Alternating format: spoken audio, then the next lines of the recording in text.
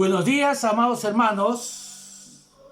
Disculpen la demora, tuvimos unos imperfectos, así que cosas que siempre suceden, problemas con el internet, pero estamos aquí. Nuevamente este domingo caluroso, al menos aquí en Santiago de Chile.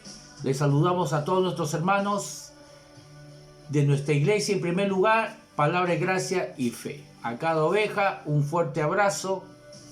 Saludos a nuestra hermana Marisa, que ayer cumplió años.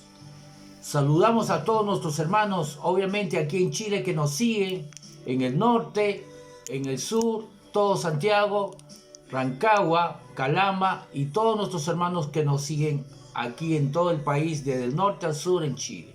Y nuestros hermanos en Perú, allá en Tacna, Cajamarca, Lima, Arequipa, todo el norte, Chiclayo, todo el norte y sur de Perú, un fraternal saludo. Y por supuesto nuestros hermanos de Argentina, sobre todo de Mendoza, pastores, líderes que nos siguen allá, un fraternal saludo. Y allá también nuestros hermanos en Buenos Aires, Córdoba, un saludo y un abrazo para cada uno de ellos.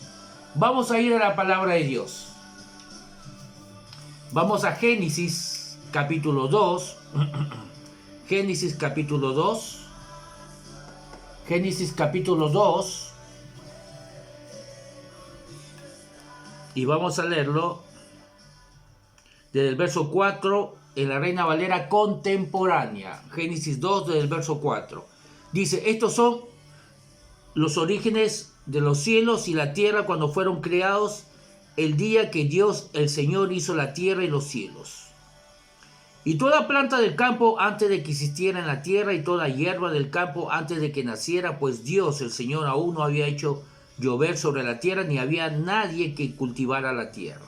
Más bien, de la tierra subía un vapor, el cual regaba toda la superficie de la tierra. Entonces el pueblo de la tierra, Dios, el Señor, formó al hombre, infundió en su nariz aliento de vida. Así el hombre se convirtió en un ser con vida.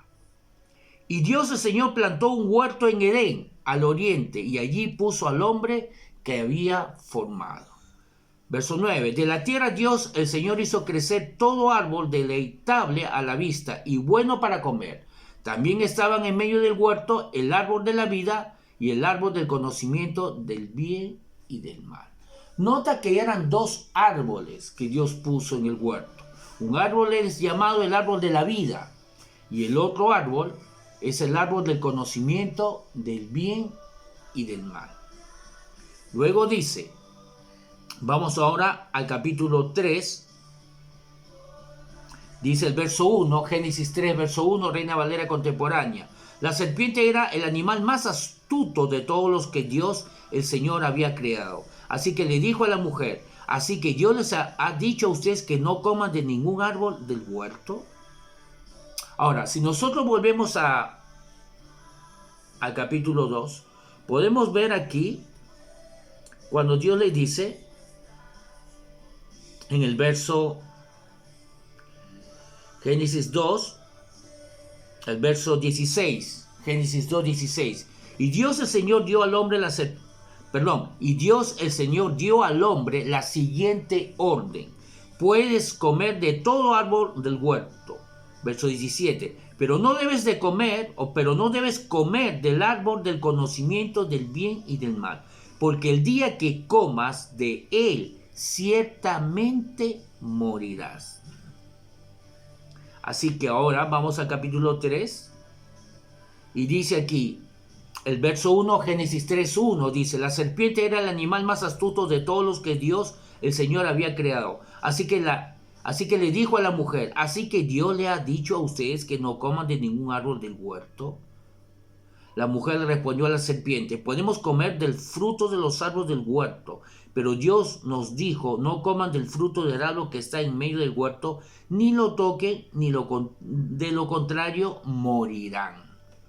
Verso 4. Entonces la serpiente le dijo a la mujer: no morirán. Verso 5. Dios bien sabe que el día que ustedes coman de él, se les abrirán los ojos y serán como Dios, conocedores del bien y del mal. Muy bien, Dios colocó entonces este árbol, el árbol de la vida, en el huerto de él, y el árbol del bien y del mal, o el árbol del conocimiento del bien y del mal. ¿Mm? Ahora, Dios le dijo que no comiera de ese árbol, porque de cierto morirás. En otra traducción dice, sin duda morirás. Obviamente, cuando Adán y Eva comieron del huerto, murieron, pero murieron espiritualmente. La muerte física vino muy posterior luego, porque Dios no creó a Adán para que muera físicamente jamás. Él tenía que vivir eternamente con el cuerpo que él tenía. Pero él murió por haber comido del árbol del conocimiento del bien y del mal. Y aquí vemos al diablo, ¿no?, que le dice que le engaña, porque la mujer le dice que el Señor le dijo que no coma ni toque, no coma del fruto del árbol que está en medio del huerto, ni lo toque, de lo contrario morirán. De lo contrario morirán. Así que la mujer repite, ¿no?, le dice a la serpiente, al diablo, lo que Dios le dijo, que si comían de ese fruto del árbol del conocimiento y del bien y del mal, iban a morir. Y el diablo dice que es mentira. Vemos aquí, verso 4, dice, entonces la serpiente le dijo a la mujer, no morirán. O sea, contradiciendo a lo que Dios le dijo. Dios le dijo, de cierto, sin duda, morirán si comen del fruto del árbol del conocimiento del bien y del mal. Pero la serpiente le dice, no morirán, engañándole. Luego le dice, no, lo que pasa es que si ustedes comen, se le van a abrir los ojos y serán como Dios, conocerán el bien y el mal. El diablo es muy astuto porque nunca te trae una mentira absoluta. Te trae una mentira con una verdad con una mentira. Para que al final te quedes tú con la mentira, ¿no?, y camines en esa mentira. Siempre trae una mezcla. ¿Por qué lo hace? Para poder engañarte, ¿no? Entonces, toda verdad que procede de una mentira, al final siempre va a ser una mentira. Y una media verdad, al final es una mentira. Así que el diablo le dice, si tú comes del fruto, tus ojos se van a abrir y serás como Dios, conocedores del bien y del mal. En primer lugar, el diablo otra vez le está mintiendo, porque al comer el fruto, no va a ser como Dios, por supuesto. Cuando el hombre comió del fruto del árbol del conocimiento del bien y del mal, no fue como Dios. Actualmente la humanidad está caminando en las consecuencias de la desobediencia de Adán. Ahora pregunto, ¿realmente el hombre está viviendo como Dios? No, por supuesto que no. Mire todo lo que está pasando, cuántas calamidades, y el hombre no puede. El hombre no puede vencer a muchas enfermedades. No puede evitar los asaltos, la delincuencia. Así que ¿dónde está ahí el papel del hombre como Dios? No puede vencer muchísimas enfermedades, no puede con la delincuencia, no puede con la violencia, y ya estamos más de 2000 años, ¿no?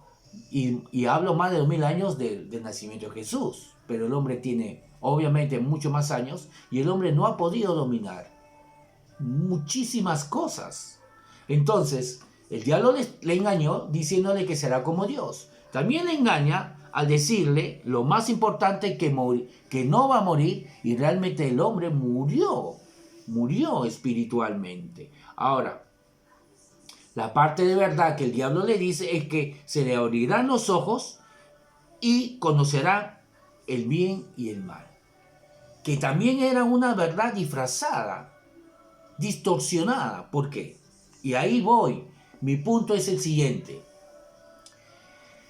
Cuando el hombre, Adán y Eva, antes de pecar, antes de comer el fruto, ellos dependían absolutamente de Dios. Su confianza estaba en Dios. Si Dios le decía que tal pared era blanco, entonces Adán y Eva no emitían juicio. Ellos decían que era blanco. Ellos conocían a Dios por su palabra. Su confianza estaba absolutamente en Dios. El conocimiento que Adán y Eva tenían era el conocimiento que Dios le impartía. Si Dios le decía tal cosa es rojo, es porque es rojo. Si Dios le decía tal cosa es malo, porque es malo. Tal cosa es bueno, porque es bueno. Ellos no emitían juicio. Pero de que comieron el fruto, sus ojos se le abrieron, ahora tienen juicio. Ahora pueden ellos tener su propio juicio y decir lo que es bueno y lo que es malo según ellos. Pero pagando un precio, murieron espiritualmente. ¿Qué es morir espiritualmente? Se desconectaron de Dios. Ya no dependen de Dios. Su fe ya no está en Dios. Ya no depende de Dios. Ahora dependen de lo que ellos emiten juicio. De lo que a ellos les parece lo mejor. A partir de esa vez, a partir de ese día, de esa hora, de ese minuto, de ese segundo que Adán y Eva comieron el fruto del árbol de la ciencia del bien y del mal, el hombre tiene su propio juicio y hace su propia vida y no le consulta a Dios, no lo necesita. Y el hombre, obviamente, comienza a adquirir lo que se llama orgullo, jactancia, porque ahora depende de sus propias obras.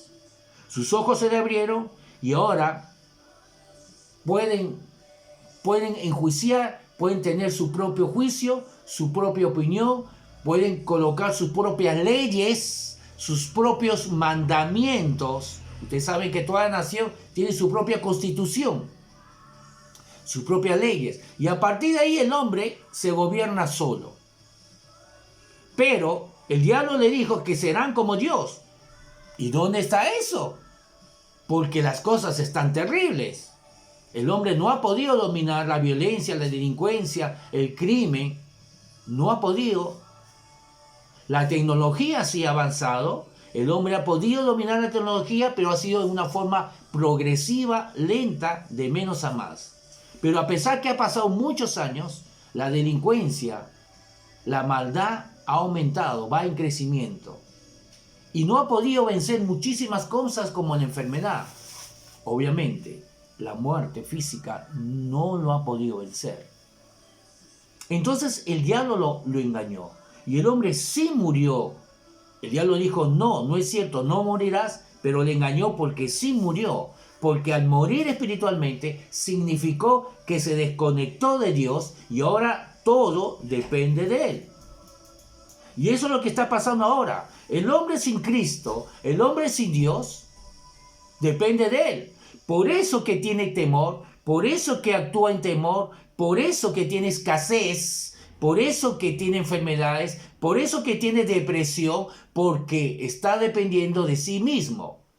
Todas las calamidades que el hombre está sufriendo es porque su confianza ahora está en su propio juicio. Desde el momento que comió del fruto del árbol del conocimiento del bien y del mal, ahora depende de su propio juicio y por lo tanto el hombre ahora sufre. Tiene miedo porque se da cuenta que no puede mirar, no puede ver más allá de sus propias narices. No puede saber que iba a venir una pandemia, no puede saber que mañana va a haber un terremoto, o en tal lugar o en tal.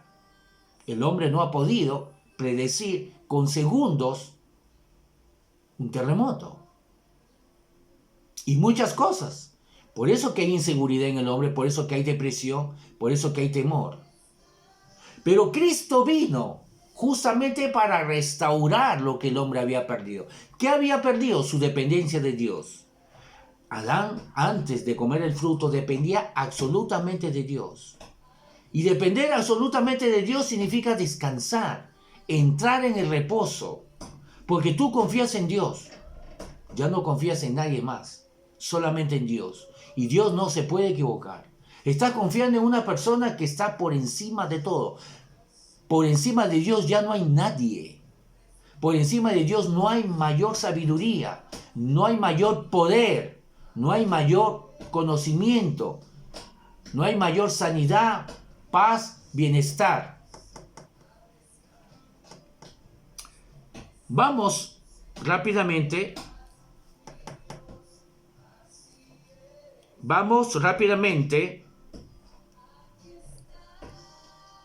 a Romanos, capítulo 3,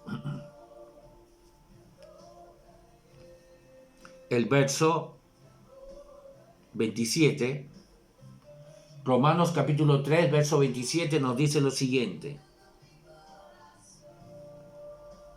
Entonces, vamos a leerlo del verso 25. Dice, Romanos 3, 25, para poder entendiendo. Recuerden que esto es una carta, entonces no podemos sacar un texto fuera de su contexto. Entonces es importante por eso leer al menos un poquito más adelante para poder entender de qué está hablando.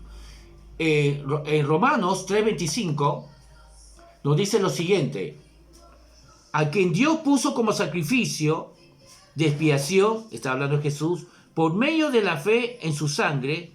Esto lo hizo Dios para manifestar su justicia, pues en su paciencia ha pasado por alto los pecados pasados. Verso 26, está hablando del sacrificio de nuestro Señor Jesucristo, el perdón de nuestros pecados. Él fue nuestro sustituto. Verso 26, para manifestar su justicia en este tiempo, a fin de que Él sea el justo y al mismo tiempo el que justifica al que tiene fe en Jesús. Entonces, Él es el justo, y Él siendo el justo, Él fue nuestro sustituto, Él tomó nuestro lugar, Él vino como hombre, no podía venir como Dios, por eso nació con sangre y carne, con huesos, a través del vientre de María, pero no recibió el pecado de Adán. Romanos 5:12 dice que a través de Adán el pecado entró a todos los hombres por cuanto todos pecaron. Pero por eso que Jesús no nació por un hombre, por la sangre de un hombre, sino por Dios mismo. El Espíritu Santo lo engendró en el vientre de María para que Jesús naciera y así evitara recibir el pecado, ¿no?, que Adán comenzó a transmitir, ya el pecado que el hombre tiene propenso desde que nace a pecar por el pecado que vino desde Adán. Jesús no lo recibió. Jesús fue nuestro sustituto. Ahora Él muere. Para morir, Jesús tuvo que llevar nuestro pecado en su espíritu. Él tuvo que entrar, recibir todo pecado en su espíritu y hacer morir espiritualmente. Por eso que Jesús le dijo a Dios Padre: Padre, ¿por qué me has abandonado? Porque Dios estaba castigando a la humanidad en Jesús. Y luego, una vez que lo castigó, Él murió espiritualmente, fue apartado de Dios, fue separado de Dios Jesús. Y una vez que cumplió, pagó el precio, nació de nuevo. Fue el primer fruto, la primicia, el primogénito, por eso es llamado, en nacer de nuevo. ¿Para qué? ¿Para qué todo esto? Para que todo aquel que está en Él pueda recibir lo que Él recibió. ¿Qué recibió Jesús? El nuevo nacimiento. Nació de nuevo. Él murió como hombre y como hombre nació de nuevo. Como hombre recibió justicia, entonces todo aquel que le está en Él recibe la misma justicia que Jesús recibió. El mismo nombre, el mismo poder, la misma sanidad. Por eso la palabra de Dios nos enseña en el Nuevo Testamento todo lo que somos en Cristo, todo lo que tenemos en Cristo y todo lo que podemos hacer en Cristo. Porque al colocar nuestra fe en Él, todo lo que Él hizo pasa a nosotros porque fue nuestro sustituto. Entonces dice el verso 27. Entonces, ¿dónde está la jactancia, el orgullo? Queda excluida, queda eliminada. ¿Por cuál ley? ¿Por la ley de las obras? No, sino por la ley de la fe. ¿Qué hizo aquí Dios? En el plan maravilloso, muy sabio de Dios, elimina el orgullo. El orgullo que el hombre adquirió cuando comió el fruto del árbol de la ciencia del bien y del mal, adquirió no solamente muerte espiritual, sino adquirió un orgullo, una jactancia, porque a partir de ese día sus ojos fueron abiertos, entonces comenzó a tener juicio, a poder tener su propia opinión, entonces comenzó a tener orgullo. Porque ahora coloca sus propias leyes, sus propios mandamientos, su propio gobierno y vive sin Dios. Bueno, Dios elimina ese orgullo y hace que el hombre, una vez que esté en Cristo, vuelva vuelva a depender totalmente de Dios. ¿Cómo lo hace? A través de la fe, eliminando el orgullo. En 1 Corintios capítulo 1,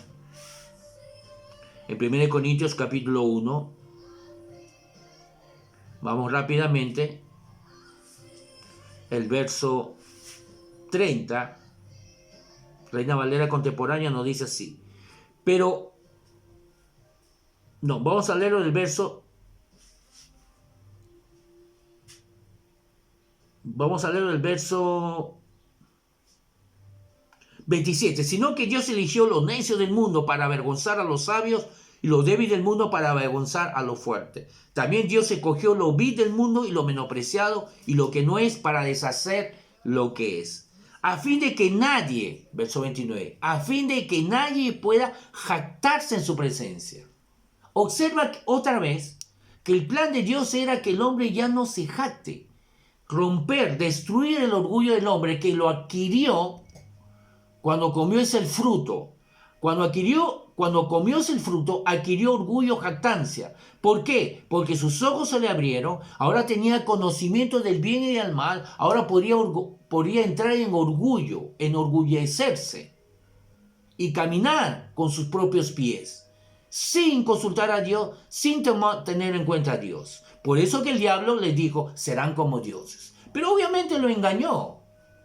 Fue un engaño realmente bastante, pero grande, estúpido, porque el hombre no es para Dios para nada. Miren lo que está haciendo el hombre, no tiene ni una señal de Dios. Sin Cristo el hombre es una naturaleza todo menor, adquiere una naturaleza baja desde el momento que comió el fruto. Sin Cristo el hombre está en una categoría menor al nivel que Dios lo había creado. Se están matando unos a otros. Hay guerras, hay celos, contiendas, asesinatos, crímenes. El hermano mata a su hermano. El hijo mata a su padre. Entonces vemos todo lo contrario a lo que se puede llamar, ¿no?, el nivel que Dios creó al hombre a su imagen y a su semejanza. Y aquí dice entonces, verso 29, el objetivo de que nadie pueda jactarse en su presencia. Pero gracias a Dios, verso 30, ustedes ahora son de Cristo Jesús, a quien Dios ha constituido como nuestra sabiduría, nuestra justificación, nuestra santificación y nuestra redención, para que se cumpla lo que está escrito, para que se cumpla lo que está escrito, para que se cumpla lo que está escrito. Otra vez, la palabra lo que está escrito. ¿Lo que está escrito dónde? ¿En el Nuevo Testamento? No existía el Nuevo Testamento. Las cartas recién se están generando. No existía el Nuevo Testamento como Biblia. Las cartas recién se están generando, ¿no?, a consecuencia de los problemas que estaban ocurriendo. Pablo comienza a escribir cartas a consecuencia de que hay que discipular, mandar consuelo, mandar revelación a las iglesias. Comienzan a generarse las cartas porque tanto el apóstol Pablo, Pedro, Santiago comienzan a comunicarse con la iglesia, fortaleciéndolo, alimentándolos a través de sus cartas. Pablo cuando predicaba, cuando fue al Asia y alcanzó todo el mundo, porque alcanzó todo el mundo realmente, la palabra de Dios lo dice. Alguien podría decir, no, pero ellos no alcanzaron el mundo. Bueno, entonces Pablo se equivocó, porque Pablo en Hechos dice que él alcanzó todo el mundo entero. El mundo en ese entonces alcanzó todo el mundo. ¿Y cómo hizo para predicar? ¿Qué Biblia usaba? Usaba las escrituras. ¿Qué escrituras? El antiguo pacto. A partir del antiguo pacto él predicaba, y a partir del antiguo pacto le mostraba que Jesús era el Mesías. Jesús hizo lo mismo cuando estaba caminando. En el camino de Jesús estaba caminando con unos discípulos. Cuando Jesús había muerto, había resucitado. Jesús caminando por el camino de Emaús, se le presentó a unas personas, unos discípulos que estaban muy tristes porque su Señor había muerto. Pero Jesús le mostró, dice la Biblia, dice que le mostraba desde Isaías, me parece, o desde el antiguo pacto, de todas maneras, le mostraba las escrituras. Cada vez que leemos la palabra escritura, está hablando del antiguo pacto. Me parece que le decía que le mostraba a partir de Isaías. En Hechos vemos a Felipe también, que sí, en Felipe era, que en Hechos, me parece capítulo 7, Felipe, cuando fue a Etiopía, ¿no? Etiopía, le mostraba al funcionario, ¿no?, que Jesús era el Mesías, y le mostraba a través de las escrituras, desde Isaías. Entonces aquí dice el verso 31, para que se cumpla lo que está escrito. ¿Dónde está escrito? En Jeremías. Ustedes lo pueden buscar. Estaba escrito, estaba profetizado lo que iba a acontecer en los últimos tiempos. ¿Qué iba a acontecer en los últimos tiempos? Justamente lo que está pasando en la era de los apóstoles. ¿Qué estaba pasando? Que Jesús murió, resucitó y eliminó toda jactancia, todo orgullo, para que el hombre en Cristo dependa totalmente de Dios, para que se cumpla lo que está escrito. El que se va a gloriar, el que se va a jactar, que se gloríe en el Señor. Es por ello que en Efesios capítulo 2, vamos a Efesios, podemos ver rápidamente en Efesios capítulo 2 cuando Pablo habla muy claramente en qué consiste la salvación. Él incluye justamente la eliminación del orgullo, de la jactancia, porque eso es esa es la característica del hombre sin Cristo. Si alguien nos pregunta cuál es la característica principal, del hombre sin Cristo, es la jactancia del orgullo. ¿Por qué? ¿Cómo se demuestra? Porque vive sin Dios. Porque cree que puede vivir sin Dios, porque cree que puede gobernarse y gobernar el mundo y gobernar su familia y estar sanado y permanecer en paz y libre de todo ataque sin Dios.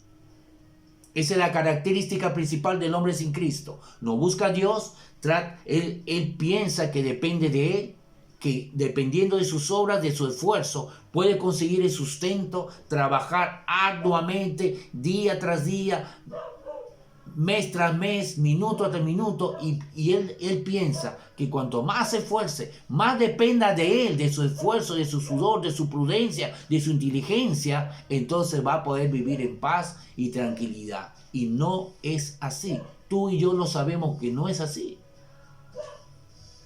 Mucha gente trabaja de sol a sol. Desde las 4 de la mañana se levanta y se acuesta, pero muy tarde, porque está trabajando. Y tienen escasez y tienen pobreza. Y en cualquier momento le puede venir una enfermedad terminal y ahí quedó. Obviamente, Dios no lo quiera. En Efesios 2, verso 8 dice, ciertamente la gracia de Dios los ha salvado por medio de la fe. Esta no nació de ustedes, sino que es un don de Dios. O sea, es un regalo de Dios. Verso 9, continúa. Recuerda que cada versículo no es un tema diferente. Los números no existen, es una carta. El verso 9 dice, ni es resultado, está continuando hablando. Por eso vamos a leerlo el 8 y el 9 juntos. Ciertamente la gracia de Dios los ha salvado por medio de la fe. Esta no nació de ustedes, sino que es un don de Dios, o sea, es un regalo de Dios. Ni es el resultado de las obras para que nadie se gloríe. ¿Para qué? Para que nadie se gloríe. ¿Por qué es por gracia? Para que nadie se gloríe. No es el resultado de nuestras obras. La salvación no nació de nosotros, no depende de nosotros no lo originamos, es un regalo de Dios, viene de arriba, no viene de nosotros, no viene de nuestro esfuerzo, no viene de nuestra prudencia, no viene de nuestro ruego, no viene de nuestras obras buenas. Todo lo contrario, la Biblia dice que cuando nosotros estábamos muertos en delitos y pecados, Él nos dio vida. ¿Qué de bueno hay en estar en esa condición, muerto en delitos y pecados, para poder recibir vida? Repito, ¿qué de bueno, ¿Qué buena obra hay en nosotros o en el hombre para recibir vida cuando está en la posición de estar muerto en delitos y pecados? Y termina el verso 9 diciendo, ni es el resultado de las obras para que nadie se gloríe. Entonces, amado hermano, nosotros ya somos hijos de Dios. Por lo tanto, no deberíamos vivir como aquel que no tiene a Cristo. Aquel que no tiene a Cristo todavía tiene esa simiente, digámoslo así, que viene de Adán, que es propenso a pecar. Por eso Jesús vino a hacernos libres de la esclavitud del pecado que vino desde Adán. Entonces, ¿cómo somos libres cuando colocamos nuestra fe en Jesús? Somos libres de lo que Adán recibió, que él había recibido una dependencia, una independencia de Dios, para no depender más de Dios y depender de sí mismo. Pero esa dependencia que le ha traído enfermedad, muerte, depresión, guerra, terremotos, delincuencia. Todo el gobierno de la humanidad hace lo mejor que puede, pero está muy lejos de ser Dios como el diablo le había dicho, le engañó. Pero ahora en Cristo, Dios restaura eso. Restaura ese orgullo del hombre de no depender de Dios y depender de sí mismo, de sus propias obras. Por lo tanto, amado hermano, nosotros que ya estamos en Cristo, no deberíamos depender de nosotros. Deberíamos depender de Dios absolutamente, totalmente. Aquí lo dice. Ciertamente la gracia de Dios nos ha salvado por medio de la fe. Esto no nació de nosotros, no vino de nosotros. Nosotros no lo generamos esta salvación, vino de arriba, sino que es un don de Dios, es un regalo de Dios. Ni es el resultado de nuestras obras buenas, para que nadie se vanagloríe. Dios, lo hemos leído ya en Romanos 3:27, Dios eliminó la jactancia, el orgullo, desde la raíz. ¿Cómo lo eliminó? Cuando todo hombre coloca su fe en Jesús, a partir de ahí que tú has colocado tu fe en Jesús, deberías depender totalmente de Dios. No debes depender de tu trabajo, aunque debes trabajar. No, aunque debemos trabajar, no debemos depender de nuestro trabajo, sino de Dios. Todo lo que hagamos, aunque hagamos, debemos depender de Dios, no de nosotros mismos, no de nuestra prudencia, sino de Dios. Porque esa es la restauración de Dios al hombre, que trajo depender de Él. Toda jactancia es eliminada. Lo leímos en 1 de Corintios capítulo 1. En Cristo, Él es ahora nuestra sabiduría. En Él estamos santificados. En Él estamos justificados. En Él hemos recibido redención. Así que si alguien quiere gloriarse, que se gloríe en Cristo Jesús. Porque de Él hemos recibido todo, absolutamente todo. No puede haber jactancia más en nuestra vida si somos hijos de Dios. No debemos depender de nuestro trabajo. Si lo hacemos, a pesar que somos libres, amados hermanos, a pesar que ya somos libres, pero no libres para pecar, no libres para depender de nosotros mismos, libres del pecado, a pesar que somos libres, si tomamos la decisión de depender otra vez de nosotros mismos, nos va a ir mal. No es porque Dios nos está castigando, obviamente que no, sino porque nosotros somos limitados. Nuestra inteligencia es limitada, nuestra sabiduría es limitada. Pero si estamos en Cristo, podemos tomar la sabiduría de Cristo, el poder de Cristo, la guianza de Cristo, la fuerza de Cristo. Entonces recibiremos lo que nosotros mismos no podemos recibir. En Él podemos obtener todo. Por eso que en Lucas podemos leer que para Dios no hay nada imposible. Y para aquel que confía en Él, por lo tanto, no hay nada imposible. ¿Por qué predicamos la gracia de Dios, amados hermanos? ¿Por qué predicamos la gracia de Dios? ¿Por qué predicamos la gracia de Dios? ¿Por qué insistimos tanto en predicar, en enseñar la gracia de Dios? Justamente tiene que ver con lo que estamos hablando. ¿Por qué? Porque la gracia nos habla de todo lo que Él es, todo lo que Él es en nosotros, por lo tanto, todo lo que Él tiene, por lo tanto, todo lo que nosotros tenemos, todo lo que Él puede hacer, por lo tanto, todo lo que nosotros podemos hacer. ¿Por qué predicamos la gracia? Gracia significa favor, significa regalo. Entonces significa que nuestra vida debe ser el regalo de Dios. Significa que toda nuestra vida, todo nuestro caminar es un regalo. No un regalo nuestro, no algo producido por nosotros, no algo que nosotros estamos generando, sino cada día, cada minuto, cada segundo es el regalo que estamos recibiendo de Él.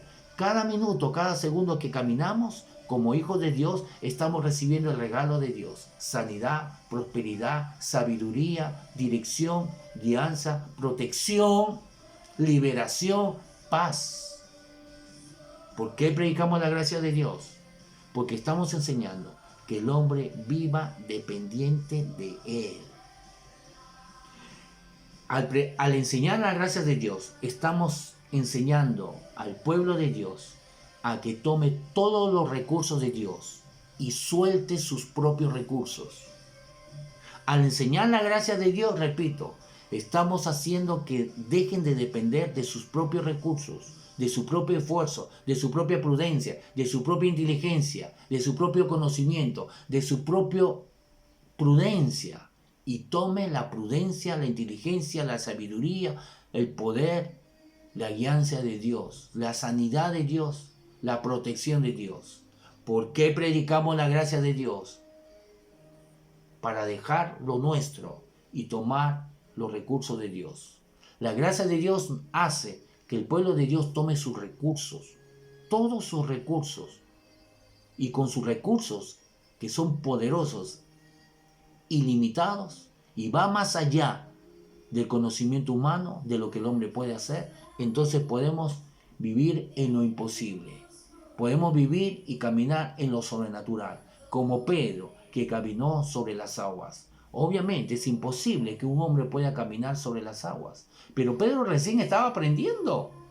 Pedro recién estaba aprendiendo y él ya estaba caminando, aunque sea un trecho, pero estaba aprendiendo, estaba siendo entrenado por el Señor Jesús y caminó un buen trecho en lo sobrenatural, con vientos, con tormentas, pero caminó un trecho.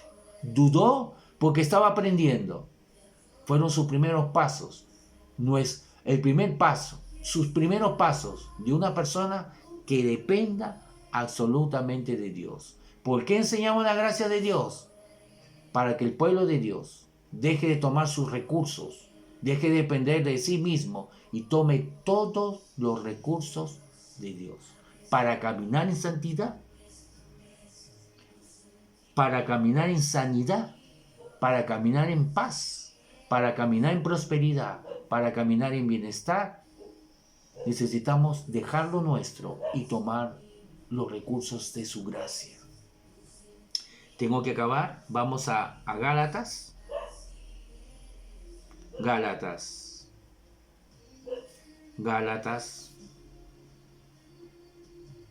Capítulo 4. Nos dice así. Gálatas capítulo 4.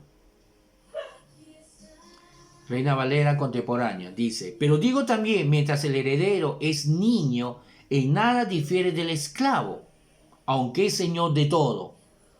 El niño vive en una casa donde sus padres tienen de todo, no le falta nada, tienen poder, tienen bienestar, tienen todos los recursos ilimitados. Este niño tiene padres que todos sus recursos son ilimitados, pero no lo puede disfrutar, no lo puede tomar porque es niño. Así que no difiere nada del esclavo, porque tanto como el esclavo no puede tomarlo porque no es dueño, pero el niño, a pesar que es dueño, no lo puede hacer porque es niño. solo que está bajo tutores. El hombre, cuando se coloca bajo la ley, está bajo tutores. Por lo tanto, es niño. Lo que está diciendo es que una persona que se coloque bajo un tutor, bajo la ley, dependa de la ley, ese es su tutor. Recuerda que en Gálatas mismo dice que la ley era el ayo para llevarnos a Cristo. Fue el ayo para conducir al judío a Cristo, para que se dé cuenta que no podía cumplir la ley, que la ley solamente era para conducirlos a Cristo, para que dependiera totalmente de Dios y no dependiera de lo bueno que él podía hacer, porque no lo podía lograr. Dice verso 2, solo que está bajo tutores y guardianes hasta el tiempo señalado por el Padre, hasta el tiempo señalado por Dios. Así que el judío estaba bajo la ley, era niño mientras estaba bajo la ley, bajo un tutor que era la ley, esperando el tiempo señalado por el Padre. Verso 3, así también nosotros, aquí viene la explicación que ya les he dado, les he adelantado, dice, así también nosotros, cuando éramos niños, vivíamos en esclavitud y sujetos a los principios básicos del mundo. Entonces está diciendo, cuando éramos niños, el hombre cuando se coloca bajo la ley, el judío sobre todo cuando estaba bajo la ley en ese entonces, estaba en esclavitud. ¿Por qué estaba en esclavitud? Porque los beneficios que él recibía, la sanidad, la paz, la prosperidad, la ayuda de Dios, todos los beneficios que él recibía, el cuidado, dependía de cumplir la ley. Y eso le traía esclavitud. Eran esclavos porque tenían que depender de sus obras buenas para poder recibir lo bueno de Dios. Verso 4. Pero cuando se cumplió el tiempo señalado, Dios envió a su Hijo, a Jesucristo, que nació de una mujer y sujeto a la ley, o bajo la ley. Verso 5. Para que redimiera, redención significa libertad, a los que estaban sujetos a la ley, para que nos libertara. Ya no dependamos de nuestras obras, de nuestra prudencia, de nuestra inteligencia, de lo que nosotros podemos hacer. El judío, con su buena intención, ellos querían ser santos, pero por sus propios medios. Ellos querían caminar en santidad y hacerlo a través de sus propias obras, a través de su propia conducta. Por eso que ellos pidieron ley, que se les diese la ley de Dios, porque ellos querían demostrar que sí podían cumplir la ley de Dios y así adquirir la santidad que Dios demandaba. Entonces, verso 5 dice, para que redimieran los que estaban sujetos a la ley, a fin de que recibiéramos, la adopción de hijos. Ojo, verso 5 dice, para que redimiera a los que están sujetos a la ley, para que rescatara, liberara a los que estaban sujetos, esclavos a la ley, dependiendo el favor de Dios por sus obras, por su obediencia a la ley, a fin de que recibiésemos la dependencia de Dios. ¿Cómo lo recibimos? ¿Cómo está diciendo aquí? ¿Cómo ellos recibieron la libertad?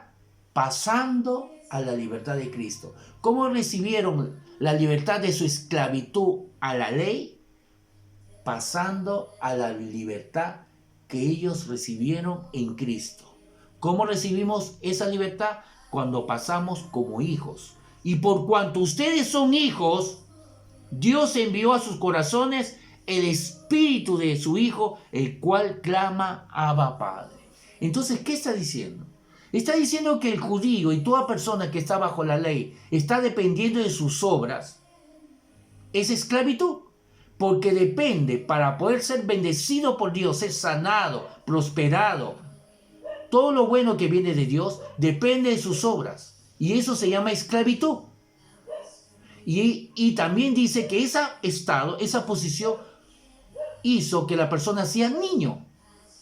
Y mientras estaba bajo la ley, dependiendo de la ley para que Dios lo bendiga, era niño. Y su tutor era la ley, porque la ley misma le hacía ver que no podía cumplir la ley para poder recibir todo lo bueno de Dios.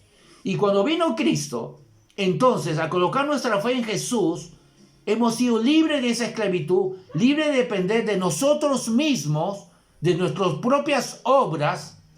¿Y cómo Dios lo logró? De ser libres de esa esclavitud, pasándonos a la libertad de Cristo.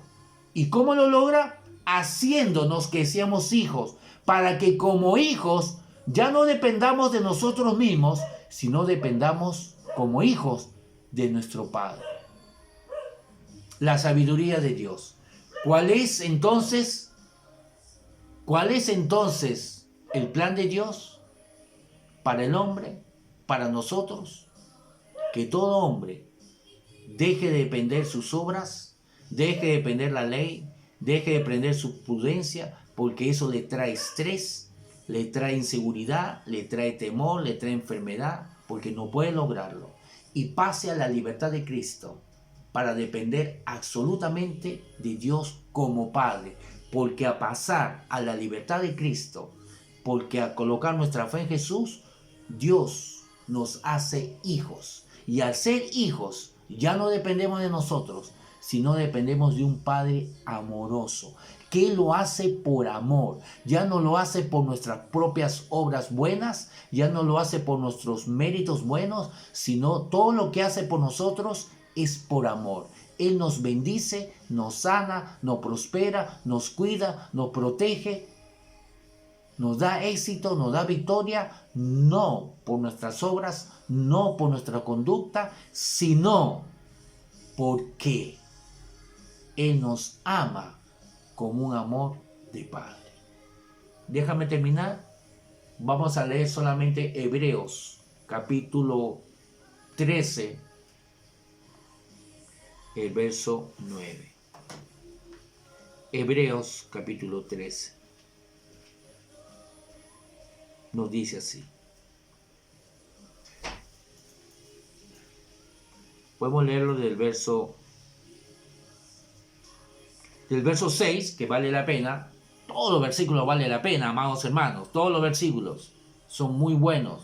Nos edifica, nos fortalece. Dice aquí en Hebreos capítulo 13, el verso 6.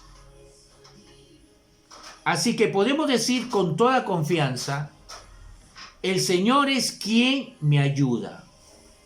No temeré lo que me puede hacer el hombre. Así que podemos decir con toda confianza. ¿Confianza en qué? ¿En nosotros mismos? No, en Él. El Señor es quien me ayuda. No temeré lo que pueda hacerme el hombre.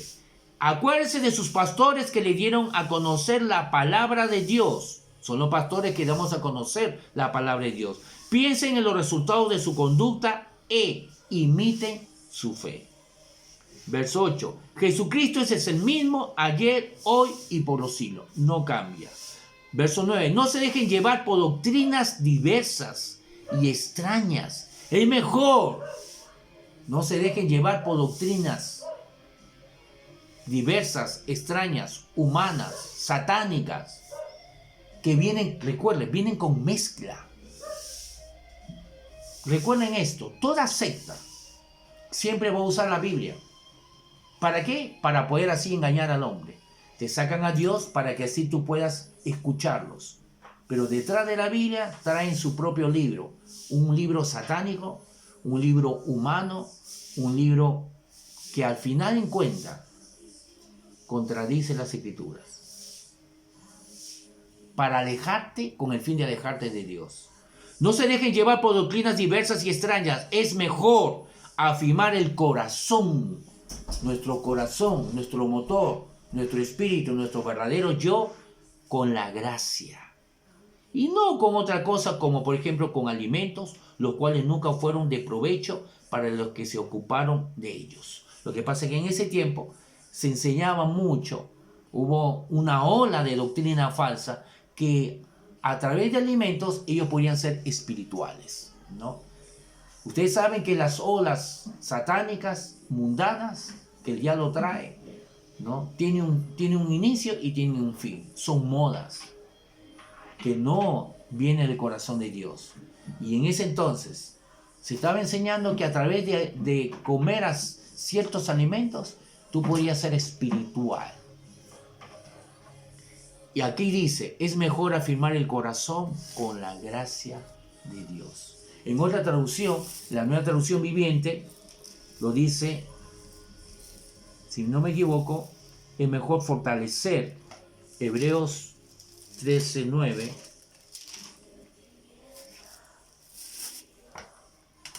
Así que no se dejen, Hebreos 13:9, Nueva Traducción Viviente. Nueva Traducción Viviente dice, así que no se dejen cautivar por ideas nuevas y extrañas. Su fortaleza espiritual. Mire, aquí lo coloca así. Su fortaleza espiritual proviene de la gracia de Dios y no depende de reglas, como reglas, por ejemplo, de los alimentos que en ese entonces se estaba enseñando para poder ser fuerte espiritualmente. ¿Quieres ser fuerte espiritualmente? Depende de la gracia. ¿Qué gracia? Depende de lo que Él nos ha dado. Toma lo que Él te ha dado, pero para que tú puedas tomar, lo que Él nos ha dado, tienes que soltar. Lo que tú piensas que es fortaleza, lo que tú piensas que es sabiduría, lo que tú piensas que es sanidad, prosperidad, victoria, suelta. Suelta lo tuyo. Suelta tu prudencia. Suelta tu esfuerzo. Porque no es con tu esfuerzo, no es con tu prudencia, no es con tu inteligencia. Porque todo eso, al fin y al cabo, lo único que te trae es jactancia y orgullo. Es por eso que la Biblia dice que Dios eliminó toda jactancia, todo orgullo. Si alguien quiere jactarse, que se jacte en lo que Cristo Jesús le ha dado. No por obras, para que nadie se gloríe. Como dice en Gálatas, Él nos libró de la esclavitud, de estar dependiendo de nosotros mismos, y nos trasladó a la libertad de Cristo, donde Él nos hace hijos para depender solamente de un Padre que nos bendice cada día por su amor, porque quiere hacerlo, y no por nuestras obras, no por nuestra conducta. Entonces, pastor, usted me está diciendo que ya Dios me bendice y no por mi conducta. Entonces, no importa mi conducta, entonces voy a hacer lo que quiero, voy a portarme mal. Bueno, si te portas mal, va a haber una consecuencia. No viene el castigo de Dios, sino viene lo que se llama la ley de la siembra y la cosecha. Si tú haces algo malo, obviamente te va a producir algo malo. Si tú asesinas a alguien, obviamente vas a ir a la cárcel. Dios no te metió a la cárcel. Es una ley de la siembra y la cosecha que está aquí en la tierra. Todo lo malo trae una consecuencia. Todo lo bueno trae una consecuencia también buena.